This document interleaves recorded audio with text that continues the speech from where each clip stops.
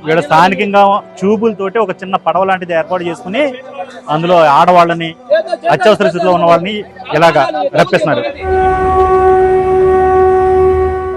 4 రోజుల నుంచి రాష్ట్రమంతా వినిపిస్తున్న పేరు బుడమేరు. విజయవాడ సిటీ గుండా ప్రవహించే ఈ నది ప్రస్తుతం బెజవాడ మొత్తాన్ని వణికిస్తుంది. ఇదిగో ట్రైన్ అయితే వెళుతుంది బ్రిడ్జ్ పై నుంచి. చూడండి, ఆల్మోస్ట్ ఆ బ్రిడ్జిని తాగుతుంది అనమాట. ఇంకా ఉధృతి ఏమాత్రం తగ్గలేదు. ఇప్పటికే ఎక్కడికక్కడ గళ్ళు కొట్టేసి వాటర్ని జనావాసాల్లోకి రాకుండా మళ్లించే ప్రయత్నం చేస్తున్నారు. అయినా కూడా చూడండి ఎంత ఉధృతిగా ఉందో. ఆల్మోస్ట్ బ్రిడ్జిని తాగుతుంది. ఇంకొక వర్షం కానీ పడిందంటే అసలు ఏమాత్రం ఊహించలేం జరిగే నష్టాన్ని.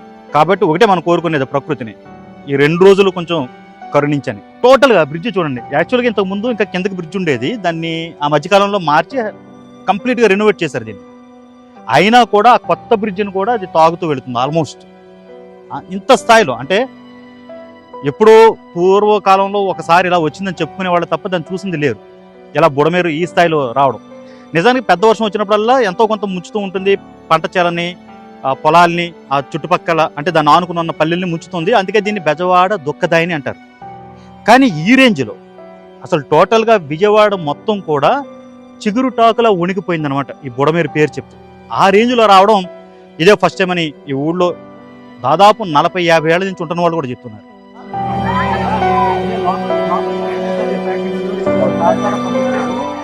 బుడమేరు విశ్వరూపాన్ని చూడండి. టోటల్గా మొత్తం ఈ సుందరమ్మ దిబ్బ అంటారు, టోటల్ మునిగిపోయింది ఇదంతా కూడా. నది నానుకున్న బిల్డింగ్స్ మొత్తం అటువైపు మునిగిపోతే ఇటువైపున రైల్వే ట్రాక్ కాస్త హైట్లో ఉండడం వల్ల ఇది బతికిపోయిందని చెప్పాలి. ఎంత భయానకమైన పరిస్థితి అంటే ఒక తాడు కట్టుకుని ఈ నదిని దాటి 15 అడుగుల లోతున్న నదిని దాటుకుని అవతల నుంచి యువతలకు వచ్చి తమకు కావాల్సిన వస్తువులు తీసుకెళ్తున్నారు వాళ్ళు.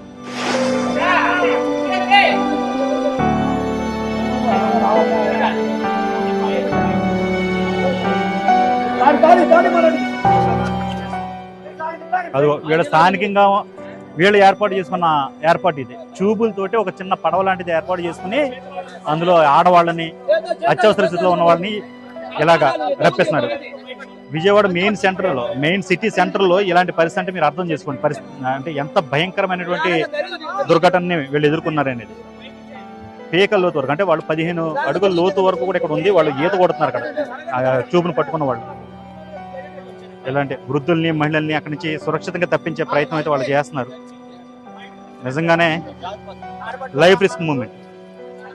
మరి ఈ రక్షణ కోసం వచ్చిన వాళ్ళందరూ ఏమయ్యారు అన్నది ఇక్కడ సమస్య. వాళ్ళు కూడా కనపడాలి కదా ఇక్కడ ఈ ఏరియాలో.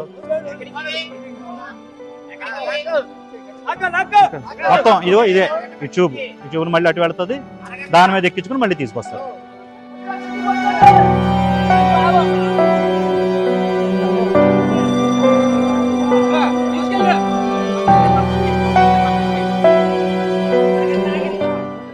ఒక ట్యూబ్ కట్టుకుని ఆ ట్యూబ్ పైన వస్తువులు అవతల వాడికి అందిస్తున్నారు. ఆ లోన వరదలు చిక్కుపోయిన వాడికి. ఈ రోజు వరద వచ్చిన 4వ రోజు, అది మర్చిపోకండి. ఇప్పటికి ఇదే పరిస్థితి. మొత్తం ఇక్కడేమో ఇవన్నీ ట్రాన్స్ఫార్మర్లు ఇవన్నీ మునిగిపోయిన పరిస్థితి. టోటల్గా బుడమేరు ముంచేసింది. వీళ్ళందరూ అదిగో ఆ ఇళ్ల పైన ఇంకా చిక్కుపోయినారు.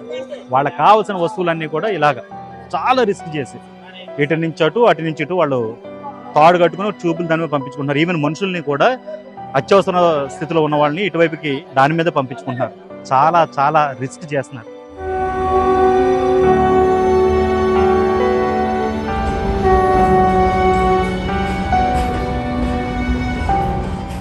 మీ పేరు? అమూల్య. ఏరియా ఏంటిది?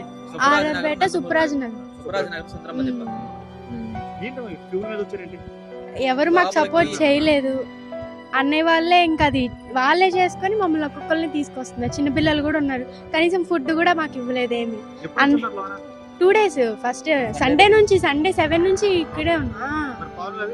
ఫుడ్ ఏం లేదు. అన్నయ్య వాళ్ళే అటు మా వాళ్ళు ఉంటే అయోధ్య నగర్ లో, వాళ్ళు ఇక్కడికి తీసుకొస్తే ఇక్కడ నుంచి అన్నయ్య వాళ్ళు ఈదుకుంటా వచ్చి తీసుకుని వస్తున్నారు. వాళ్ళు తిరుగుతున్నారు అటు సైడ్ కి సింగనగర్ అటు వాళ్ళకి ఇస్తున్నారు. కానీ మాకైతే ఒక్కసారి వచ్చింది లేదు. ఎవరైతే ఉన్నారో వాళ్ళ మాత్రమే వస్తున్నాయండి. ఇక్కడ ఫుడ్ కానీ ఎక్కడ కానీ ఏవి ఎవరు కూడా రాలేదు ఇంతవరకు. 2 రోజులు బట్టి మేము పిల్లలతో పాటు అలాగే ఉసిరైతే ఉన్నాయో తప్పించి ఎవరు ఇచ్చిన వాళ్ళు లేరు.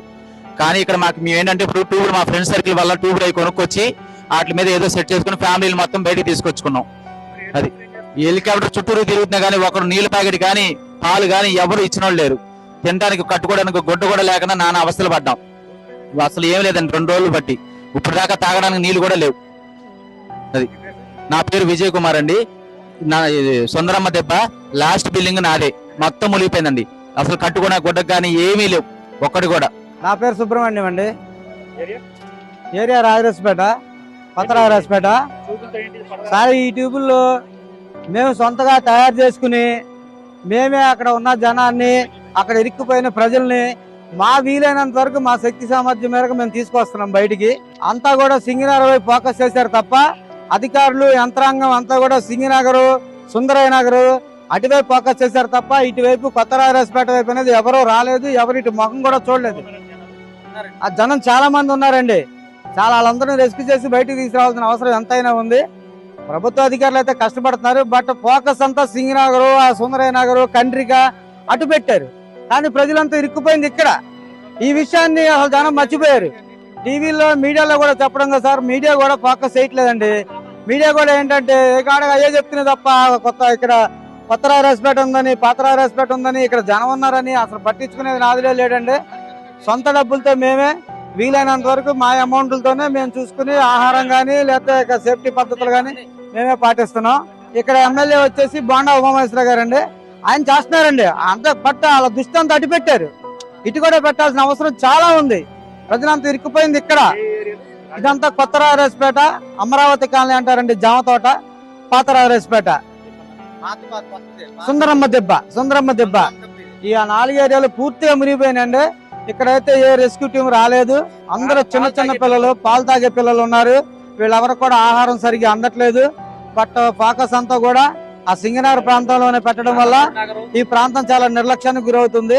అది ఎమ్మటనే మీరు మీడియా దృష్టికి తీసుకెళ్లి ఇటువైపు కూడా సహాయ చర్యలు పూనుకోవాలని మేము ప్రార్థిస్తున్నాం సార్.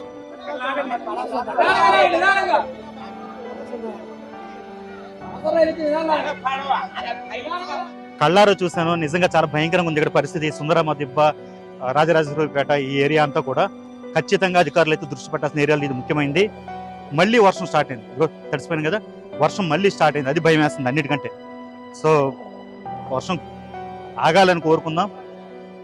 ఈ వరద విపత్తు తొందరగా తొలగిపోవాలని ఆశిద్దాం. మొత్తం చూడండి, ఇటువైపు నుంచి అటువైపు వెళుతున్న జనాలు ఆ వరద దాటుకుని ట్యూబుల మీద ఈ రైల్వే ట్రాక్ దాటుకుని మళ్ళీ అటువైపు వెళ్తారు. అటువైపు మునిగిపోయింది, కాకపోతే కనీసం నడిచే పరిస్థితి. అటువైపు వెళితే అధికారుల దృష్టిలో పడతామన్న ఒక ఆశ వీళ్ళని ఇంత రిస్క్ చేస్తుంది. వీళ్ళ మీద అర్జెంట్గా దృష్టి పెట్టాల్సిన అవసరం కనబడుతుంది. మరిన్ని అప్డేట్స్ కోసం చూస్తూనే ఉండండి ఏబీపీ దేశం.